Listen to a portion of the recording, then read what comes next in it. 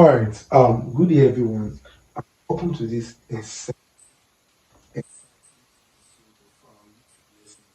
Now, I don't think these YouTube lessons will ever be more, especially to the UTM students, will ever be more useful. This video so useful. So, if you are writing chemistry in WAEC or in JAMB, or the PSC exam, um, this video is very useful. All I should know in organic chemistry. Now, all I should know in 20 to 30 minutes. Now, let me dive into it. Now, very first. Now, actually, no long stories. If you don't know what is organic chemistry, I'll advise you read your textbook before coming to this video. Make sure you read your textbooks before read your textbooks. Now, because we're going to say a lot of organic chemistry, a lot. Now, quickly.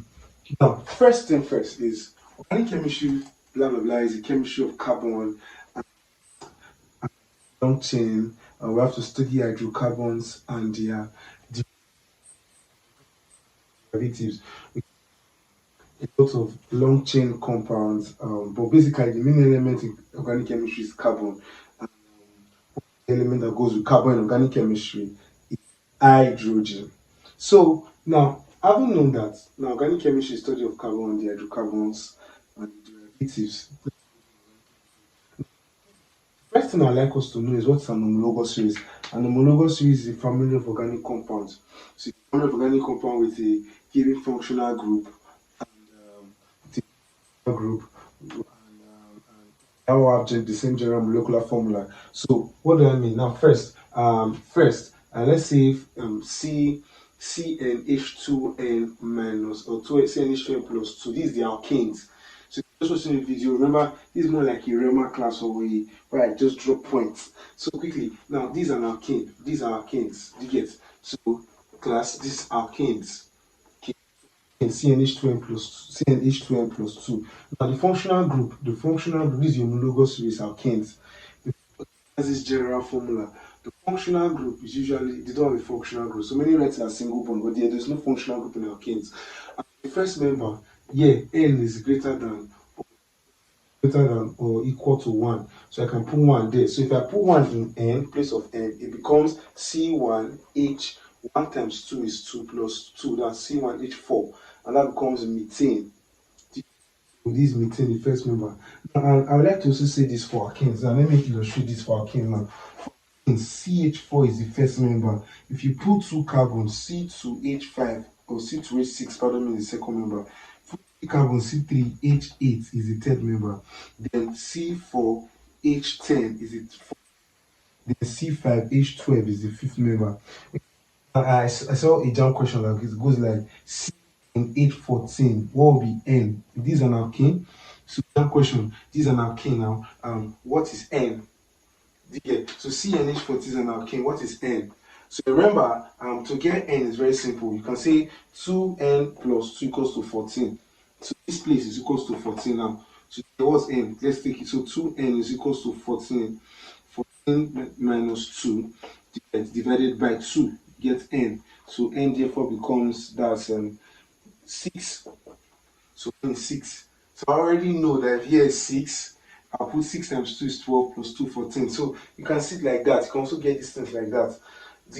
So now the next hydrocarbon. Now these are hydrocarbons. Why do you call hydrocarbons? Because they contain carbon and hydrogen only. The first member alkane is methane. The second member is ethane.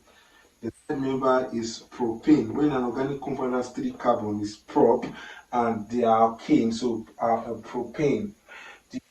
So here the fourth member is butane. So fourth is pentane. The member will be hexane and so on and so forth. This is hexane. Now, having known that, another hydrocarbon I would like us to talk about when it comes to homologous series is the alkenes. So this is the alkenes. The alkenes have the formula of CnH2n. This is the formula where for alkenes n is greater than 1. So for alkenes, And for alkynes, N should always be greater than 1. What's the functional group in an alkene is double bond. You get? So for N to be greater than 1, it means that the first member will take 2. So N will be 2 for first member. So C2H, what's it called? C2H and 4. So 2 times 2 is 4. The first member is 18. And it should be noted that 18, or before I go to 18, pardon me, please take note, methane is mainly natural gas. That's all I should know in organic chemistry. Methane is majorly natural gas. So 85 to 90% methane is found in natural gas. Everybody take note. If you're writing JAMB, this should be in your brain. Writing the UTME examination, this should be in your brain. So quickly, so having known that, and the first member of the alkenes we just said is 18. So the first member of the alkenes we just said is 18. So 18 is the first member of the alkenes. 18 is the first member of the alkenes. Quickly, now for 18, for alkenes, pardon me, first member is 18, C2H4. Therefore, the second member, this 18, first member, so the first member in the alkenes does not have 1 carbon, so it's 2 carbon because N is greater than 1. It's just the rule. Cram it, if you're writing the JAMB examination in a few days' time, please know this. Now, the second member of the alkenes will be 3 carbon, so C3H6, that should be propene.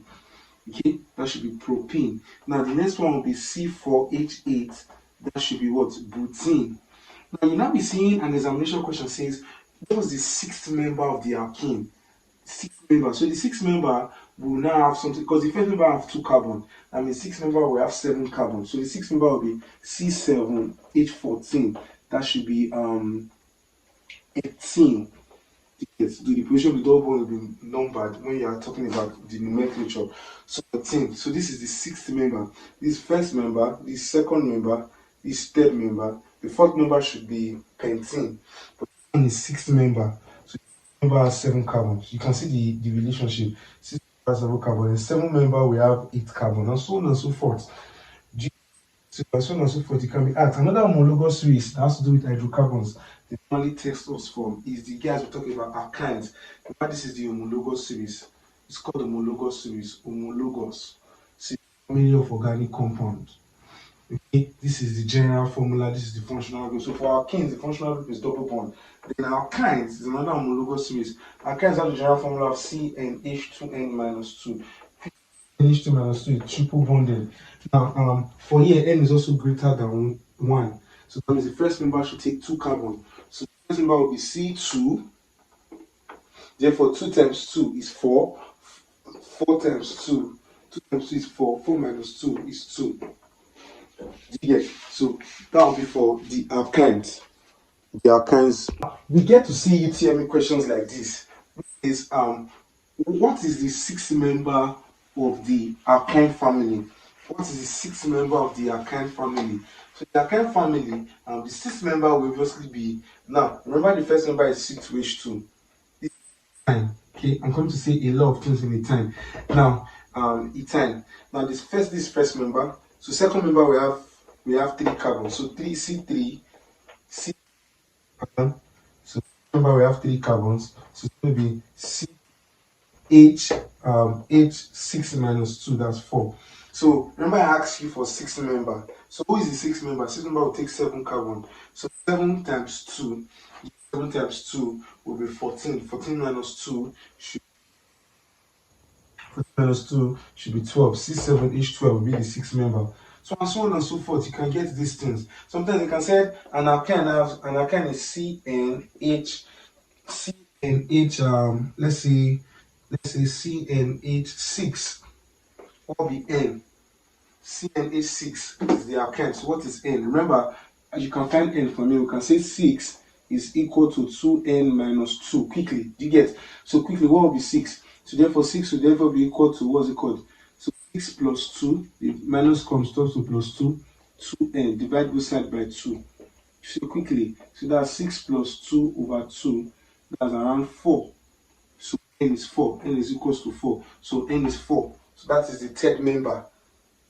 That's the third member. So if you can write it here, third member of the alkyne will be C4H6.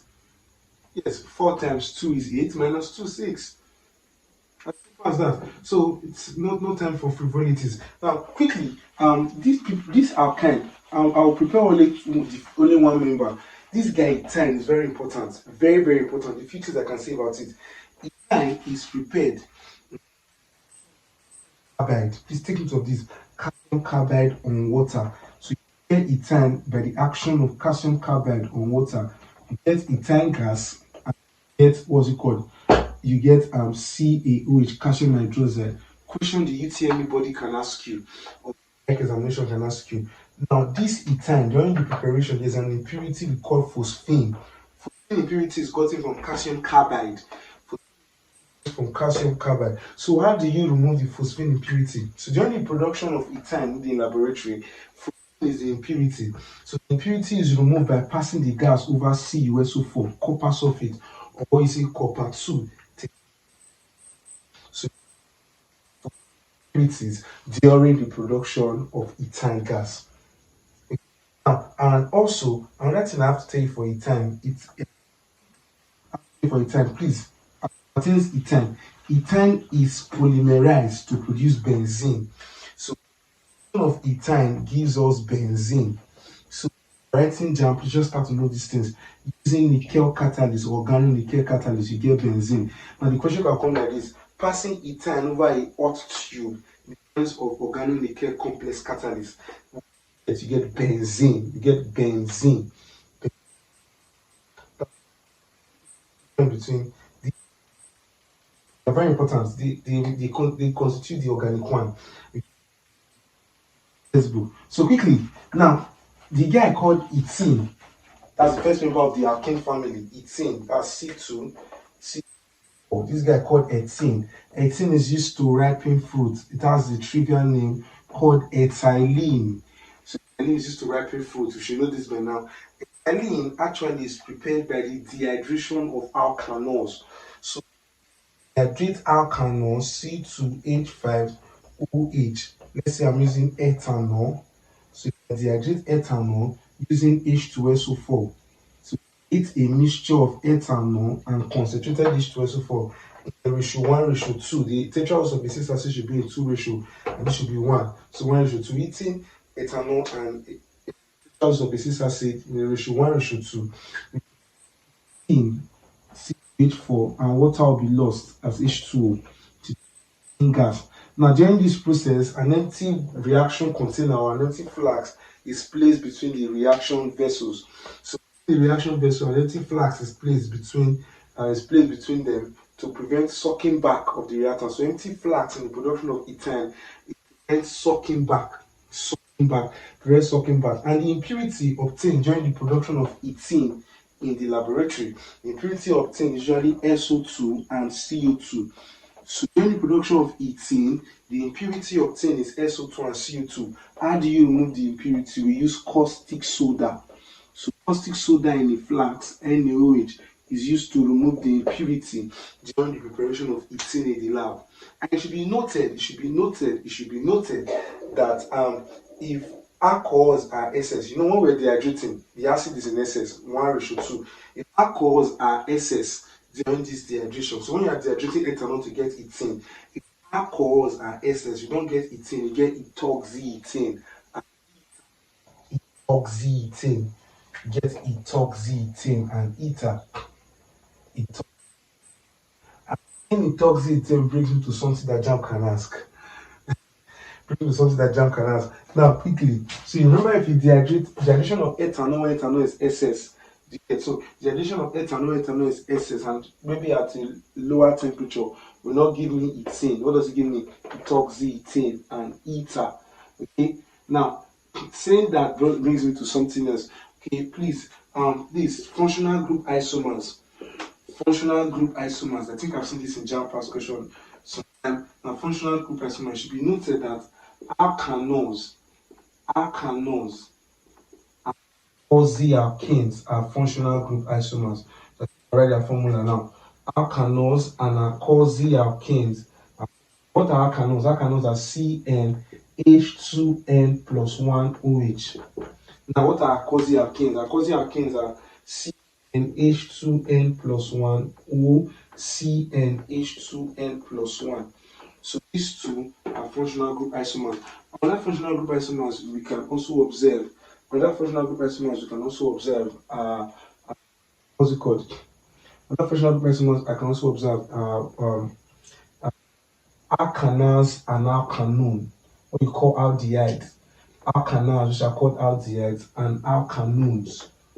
Alkanones. Alkanes is RCHO, where this R is this alkyl group. So this alkyl is this RCHO. Then RCO, R is alkanones.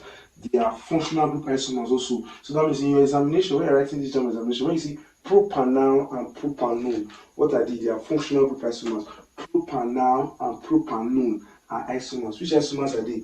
Functional group isomers. I have a video on isomerism. You can check my YouTube channel here, and you see a video there on isomerism. Now, quickly, I've said that for functional group isomers.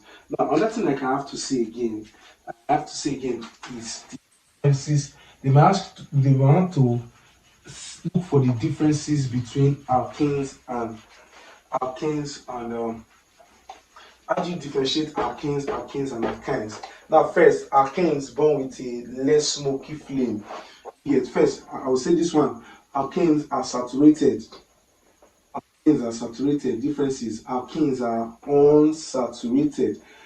One or more double bonds, while alkynes are highly unsaturated.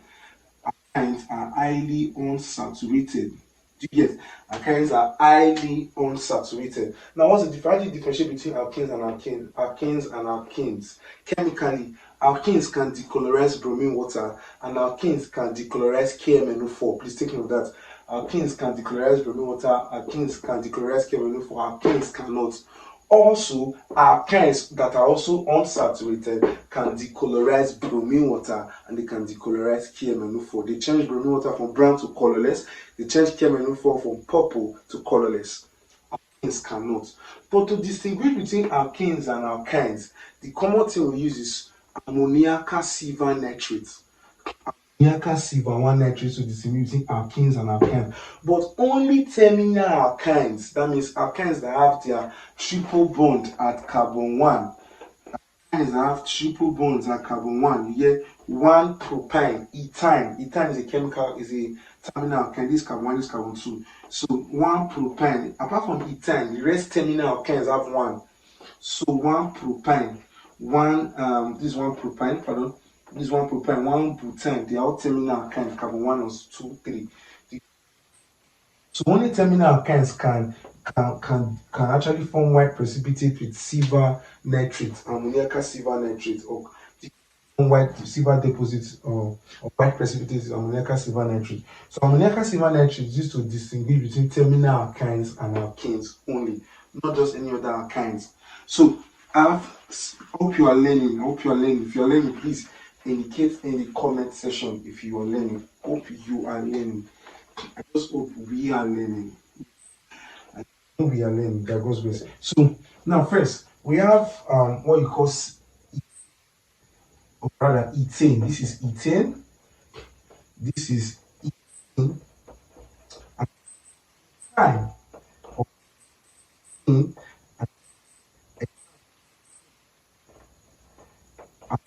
Ethine. Now, how do you distinguish ethine from ethene? Ammoniacal silver 1 nitrate. That's how you distinguish these two. Why do you distinguish ethene from ethane? Bromine water. Ethene can decolorize bromine water. Ethane cannot. Ethane can also decolorize bromine water. Ethane cannot. So to distinguish these two from this one, we use bromine water or use KMNO4. But to distinguish these two, we use silver nitrate, ammoniacal silver nitrate. Now, I will not lie, there are much more to say. But remember, I'm trying to pick out the main things that they can ask. The main things that they can ask. Do you get? So ethane, they undergo substitution reaction. They cannot combust. Remember, I said this one's alkenes combust with less smoky flame. This one combusts with a smoky flame, but this one combusts with a more smoky flame. Alkenes combust with a more smoky flame. So yeah, so this one's undergo substitution reaction. Undergo addition reaction. It can be polymerized. You polymerize ethene, you get polyethene. And it should be noted, ethene is used to make petrol additive such as 1,2-ethene. It's used to make petrol additive such as 1,2-dibromo, 1,2-dibromoethane, and 1,2-dichloroethane. This petrol additive, they what's it called? They help to scavenge lead in petrol. Because the common petrol additive used as anti-knock is tetraethyl lead. Tetraethyl lead is the petrol additive used as anti-knock. So tetraethyl lead is used as anti-knock. So to remove the lead, I'll hear some people say tetraethyl lead is no longer used as a petrol additive. Wrong, totally wrong. They still use it to remove the lead. As lead bromide or lead chloride, we add other petrol additives such as 1,2-dibromoethane and 1,2-dichloroethane. So that's for what's it called? That's for. So please take note for that ethane. Now ethane is very very important, very important, and we can also use it to can also be distinguished from ethyne. So ethyne, as ethyne, this one and alkanes undergo reaction also like this ones. But the guys that undergo substitution reactions for alkynes is terminal alkynes. The undergo polymerization. I just showed if you polymerize ethyne itself, you get benzene. So and so on, and they undergo combustion, addition reaction, they are unsaturated. So anytime and please take note, hydrogenation of ethane will give me ethane. Hydrogenation of ethane will give me ethane. The catalyst is nickel. So hydrogenate ethane like this, react with hydrogen, hydrogen, and use nickel catalyst. For hydrogenation, the catalyst is usually nickel. The double bonds or triple bonds in alkyne will be broken, and you get ethane. You get C2H6. Also, hydrogenation of ethane will give me ethane. Catalyst is nickel catalyst. Also, hydrogenation of oils. Oils are in their fat chains, they have what's it called, one or more double bonds. So if you hydrogenate oil using nickel catalyst, you get fats, or which can be processed into margarine. So you see your test will say hydrogenation of oil will give me margarine or margarine. So the catalyst is the most important thing. The catalyst is nickel catalyst. So I'll have to stop here for this guys. Cut time. Now let me quickly talk about the alkanes. Let me talk about the alkanes. The way this video is going, we have to do this video in 2 parts. So it's not be too long. I already know getting to the 30-minute mark. I don't want to make it longer than 30 minutes so that it can be interesting for us to watch. So I'm going to do it in 2 parts. That's the best way. There are a lot to say in organic chemistry. There are a lot. I don't know what's making me think I can do it in one video. To see organic chemistry. So quickly, let me talk about alkanes and benzene. Yeah, so alkanes and benzene. Remember, if you polymerize alkynes, you get polymerize ethane, you get benzene. So let me quickly talk about benzene first. Now, first in this our chemistry level, please take note. Benzene C6H6. This is the hybrid structure of benzene. Benzene can undergo resonance. Let me explain resonance. Okay, resonance is when 2 structures of benzene can be interchangeable, can be written interchangeably. For instance, now you have this structure, they are called Kikulle structure. Benzene was discovered by Michael Faraday in 1825. Faraday discovered benzene in 1825. So you have these 2 structures of benzene. So they're interchangeable. I put one here, I put another one here, I put one, follow me. I put this is double bond here. Structures are interchangeable. If you put this one on top of this one, you get this. So this is the hybrid structure of benzene. It was called by Michael Faraday, but this structure is called the Kikulle structure. Kikulle structure, they are called resonance structures of benzene. Kikulle structure, resonance, they give this. Yeah. So please, for our level, benzene and toluene are the only hydrocarbons. Aromatic compounds usually have benzene rings. Benzene, but some aromatic compounds don't have benzene, like the likes of furan, pyrrose, and thiophene. They obey what they call Kess rule. So this is toluene. Toluene is methylbenzene. Toluene, methylbenzene used to make explosive trinitro-toluene, TNT, the common bomb we know. So TNT, this is benzene. Do you get it? So this is the only aromatic hydrocarbons for our level. Example of aromatic hydrocarbon. So I was trying to talk about compounds that are aromatic again, but don't have benzene. This is pyro. This is pyro. I don't know. This is pyro. You obey Uke's rule. What did Uke say? Uke's rule says that I cannot explain for this video. It's too large. This is pyro. This is furan. This is furan. We have to just minimize the thing. So according to Uke's rule, it said an aromatic compound must have what's it called 2n plus 4 delocalized pi electrons. Say every aromatic compound is called Uke's rule. Uke's rule. So this is what many hydrocarbons are following. Uke's rule said every aromatic compound have 4n plus 2 pi delocalized electron. 4n plus 2 pi delocalized electron. So what these compounds I wrote on the board have that. They have it. Other aromatic compounds, there's what called phenol. Phenol is hydroxybenzene. It's used as disinfectant. Phenol is not an alkanol. It's a benzene. It's a derivative, an alkaline derivative of benzene used to make disinfectant. You have the likes of xylene and so on. Remember, we're saying O level. Just a few things they can ask. Yeah, okay. Benzene is unsaturated also. Benzene is unsaturated because that's the structural structure is so benzene is unsaturated, but benzene preferably undergoes substitution reaction.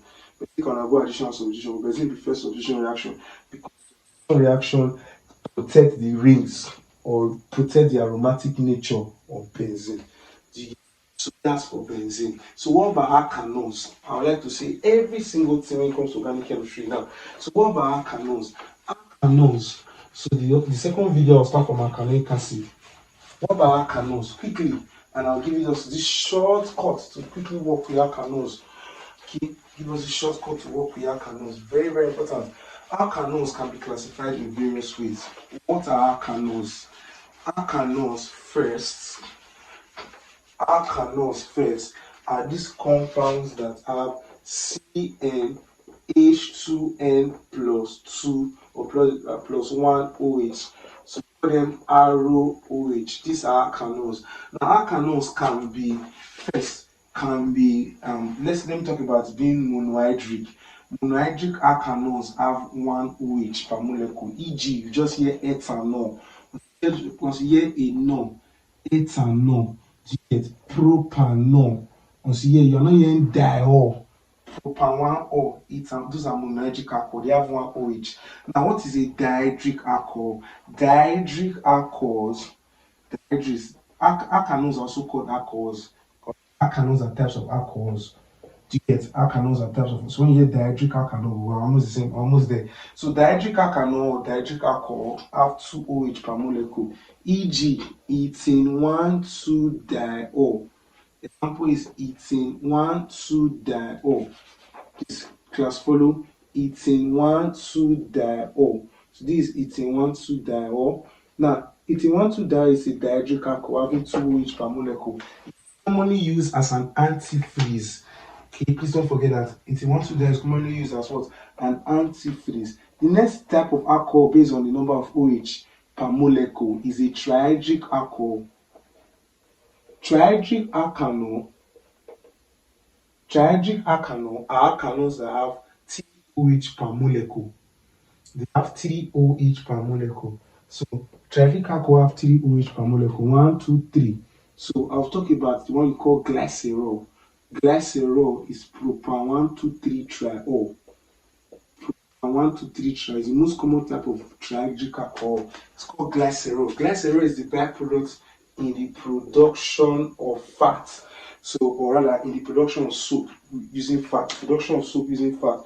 One of the byproducts is glycerol, propan 1,2,3-triol. So alkanols can be classified in this form based on the number of OH per molecule.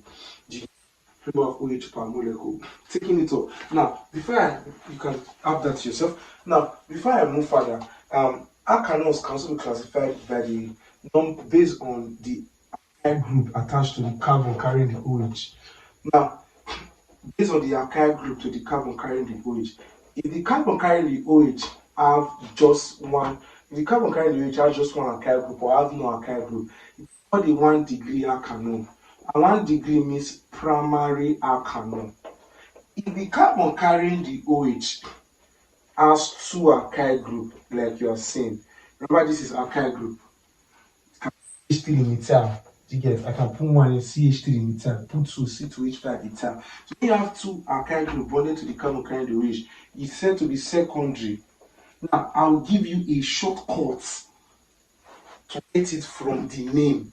Now, when you have 3 alkyl group bonded to the carbon carrying the OH, so the alkyl group bonded to the carbon carrying the OH are 3, the alcohol is said to be tertiary.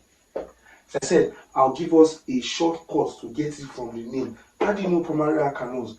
Quickly, how do you know primary alkanols? Primary alkanols, from the name, we call them 1-ors, or there's no number from ethanol is primary because there's no number. There was no numbering on it, primary. And propanol is primary because there was no numbering. Also, if I say butan 1-or, you get, they are the 1-ors. The 1-ors, they are called primary alkanols. Once you just say 1-or, as a JAMB student, you know it is primary alkanol. Once they write it, go and check the carbon carrying the OH. Once they write it wrong formula, check the carbon carrying the OH. Another shortcut, does it have 2 hydrogen? If the carbon carrying the OH have 2 and above hydrogen, it is primary also. You get it's primary. I don't need the CC to tell me that this carbon carrying this OH now is 2 carbon. It has 2 hydrogen. So when it has 2 hydrogen, when the carbon carrying the OH has 2 hydrogen, it's a primary carbon. It also has 2 hydrogen. So they are both primary. Yes. So both carbon are both primary. So the OH are both primary. But forget that also. But just know that once the carbon carrying the OH has 2 hydrogen and above, it's a primary alkanol. Carbon carrying the OH have only 1 hydrogen. Only 1 hydrogen is a secondary alkanol. How do you know from the name? Secondary alkanols, how do you know from their name? You hear another number that is not 1. When you call a compound, you say butan 2-or. It is secondary. When you call a compound, you say hexane 3-or. The number is not 1. It is tertiary. It is secondary. Pardon me. It can be 4. It can be 5. 2-or. But when it has a number that is not 1, it is secondary. Now, how do you know a tertiary alkanol? A tertiary alkanol, the carbon carrying the OH does not have hydrogen. When the carbon carrying the OH does not have hydrogen, it's a tertiary alkanol. 3 degree alkanol. How do you know it from the name? 3 degree alkanol, the name, they have the same alkyl group, the same number of alkyl group, the same number of O. So the O and the alkyl group are the same. 2-methyl butan 2-or. Now I'll give you a time to quickly guess. Now what if I say 2-methyl? What if I say 2-methyl butan 1-or? I'm asking you, is it primary or secondary alkanol? You can say that in the comment section. Is it primary or secondary alkanol? You can say it in the comment section. You have 5 minutes to think. 5, 4, not 5 minutes, 5 seconds. 3, 2, 1. It's a primary alkanol. Why is it primary alkanol? Because it has 1-or. Anytime you see 1-or, it's primary. Why is it not tertiary? It's only tertiary when the alkyl numbering and the number of the O are the same. Time pass question. 2,3-dimethyl. So let me bring it down. So I hope we are seeing it. 2,3-dimethyl. 2,3-dimethyl butan 2-or. Is it primary, secondary, or tertiary? It is tertiary. The number of the alkyl group is 2. The but is also 2. So 2 alkyl, 2-or. So it is tertiary. So this is a tertiary. So when the O and the alkyl group numbering, any alkyl can be ethyl. When the numbering and the number of the alkyl group and the O are the same, makes it tertiary. So assuming there was no dimethyl here, let's just say butan 2-or, it makes it secondary. So that's the shortcut to know if your alcohol is primary, secondary, or tertiary from the name. Even monohydric, dihydric, and trihydric from the name. And next thing we have to look at is we already know antifreeze. The next we have to look at is how do you prepare alkanols? You can get alkanols from this place. You can get alkanols from starchy food. Preparation of alkanols, you can get alkanols from starchy food. You can also get alkanols from dehydration of alkanes. Alkanols can be obtained from dehydration not dehydration, dehydration. When you are hydrating alkenes, pardon me. So preparation of alkenes. How do you prepare alkanols? I'll see the first two first. So preparation of alkanols. I'm trying to be fast for my UTME guys. So preparation of alkanols. If you take ethene, for instance, and you hydrate it using H2SO4 on ethene. This is why when you are preparing ethene, you place an empty flask so that the ethene will not suck back and go and form at the alkanol back. So when you are preparing ethene, please usually an empty flask to prevent sucking back. So ethene, when you react it with water in presence of H2SO4, you are going to get ethanol. It's called hydration. Hydration of alkenes. Another way to get alkanols. So the first one I just said is hydration of alkenes. The next one I'd like to say here is from fermentation. Another way to prepare alkanol, common ways from fermentation. So fermentation in our common term can occur in two forms. First is from starchy food. Most plants store their food as starch, but some seed or grains are more richer in starch than others. So example of starchy food include rice, maize, and so on and so forth. Okay. Now this starchy food, they store food mainly as starch. So they normally what's it called? Place this grain in solutions. We say they soak them for days so that the starch be diffuse out of the grain into the water and so on and so forth. Simple osmosis. Now, from starchy food, now if you obtain the starch from starchy food, starch is a polysaccharide. This is H10O5 N, a polymer having glucose as a monomer. Now, if you get starchy food, the first thing you add is malt. The first thing I add is malt to starchy food. Malt is partially germinated barley. Please don't forget that. Partially germinated barley. Partially germinated barley is what we call malt. So when you add malt to this food, to starchy food, this is starch. Malt contains two enzymes. The first one is what we call diastase. So the first one is called diastase. Now, what does diastase do? Diastase converts starch to maltose. Diastase converts starch on hydrolysis. Let me bring it up. Diastase converts starch. Remember, malt contains two main enzymes mainly, partially germinated barley. Now, it contains two enzymes mainly. The first one is diastase. I said diastase is partially germinated barley. Diastase is an enzyme found in malt. Malt is partially germinated barley. So, if starch is hydrolyzed in the presence of diastase, starch is hydrolyzed in the presence of diastase to get C12H22O11, which is actually maltose. I'm going to get n number of maltose. I'm going to get maltose. Now, this is done by diastase. Pardon? The enzyme is diastase. Then what's the other enzyme? The other enzyme found in malt is maltose. Maltase. Now what does maltase do? Maltase should be found in malt, obviously. Maltase hydrolyzes maltose. Maltase hydrolyzes maltose. And we are going to get glucose C6H12O6. So hydrolysis of maltose by maltase gives me glucose. After adding malt breaks this starch down to glucose. The next thing we add is yeast. This is where the main fermentation comes.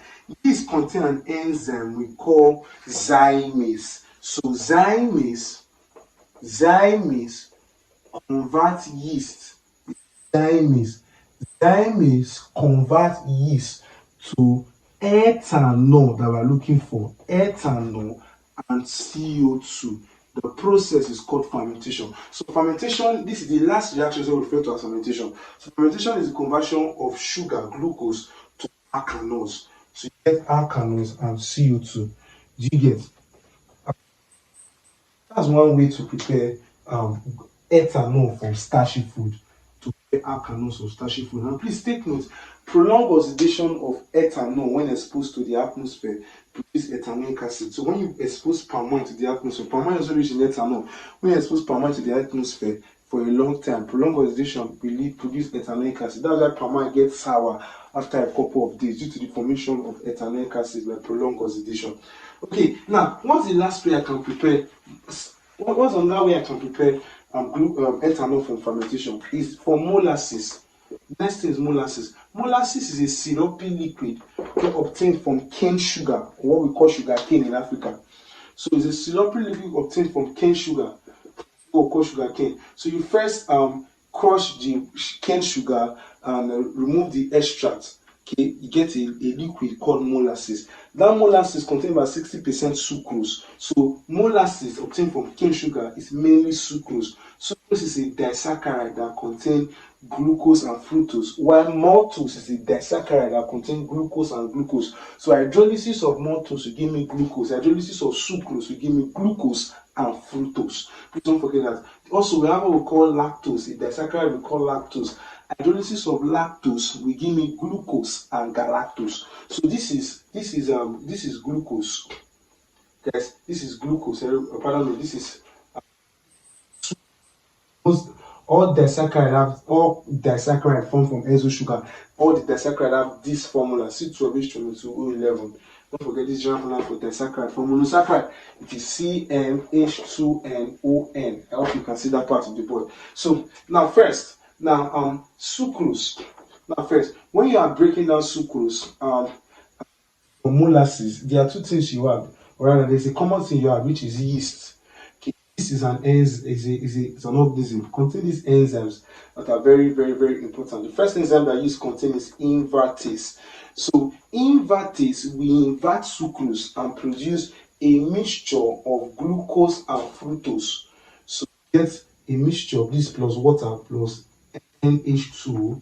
You get C6H12O6 plus 6 plus C6H12O6. This is glucose and this is fructose. It means that a mixture of glucose and fructose in equimolar proportion is sucrose. A mixture of glucose and fructose in equimolar proportion is sucrose. Don't forget that. So you have a mixture of glucose and fructose. Yeah. So when you act, when the yeast further acts on the glucose, the yeast further acts on the glucose and even the fructose in that alkaline condition, and the yeast will act on the glucose, and the enzyme that works on glucose is zymase. Zymase, I already told you, is present in yeast. Zymase this time converts glucose in the mixture of inverted sugar. It converts the glucose and even the fructose in most cases to ethanol and CO2. Convert to ethanol and CO2.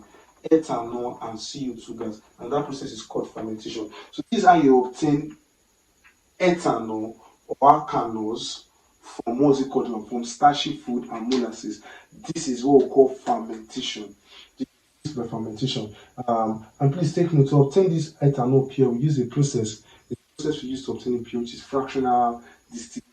It should be noted that ethanol occurs in various proportions. Various proportion. It can vary. So this one I'm about to say does vary. Does vary. Now, first of all, around 99.5% ethanol and water. When you have 99.5% ethanol and water, it's called rectified spirit. Rectified spirit, that's an azeotropic mixture. So ethanol forms azeotropic mixture with water when it is 99.5% ethanol and water. We don't call 95% ethanol and water. 95% ethanol in water is called pardon me. Now 99.5% ethanol in water forms an azeotropic mixture, and that azeotropic mixture is called absolute alcohol. Please pardon me. 9.5% ethanol in water forms an azeotropic mixture which cannot be separated. Azeotropic mixture means constant boiling mixture. That mixture is called rectified spirit. And when you have 95% ethanol in water, 5% ethanol in water, that water is like 5%. It's called rectified spirit. So rectified spirit is 95% ethanol in water, Absolute alcohol is 99.5% ethanol in what I said. Alkanones have high solubility now. The rest of the alkenes and alkynes because of hydrogen bond. They are more soluble in water because of hydrogen bond. Of their hydrogen bond, they have high boiling points. They have high boiling point that they are corresponding alkynes.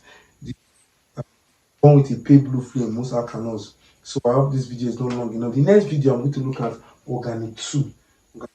Now it's a bio remain the analog of it. If this video was helpful, leave a like and a subscribe. God bless you. Have a nice day.